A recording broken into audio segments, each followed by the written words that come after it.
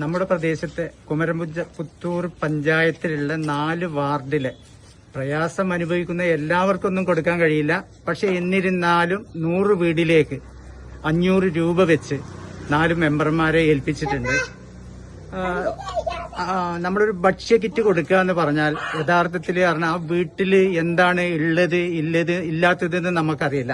നമ്മൾ കൊടുക്കുന്നത് അവർക്ക് വേണ്ടാന്ന് പറയാനും പറ്റില്ല. അത് അവർക്കൊരു പ്രയാസമാവും.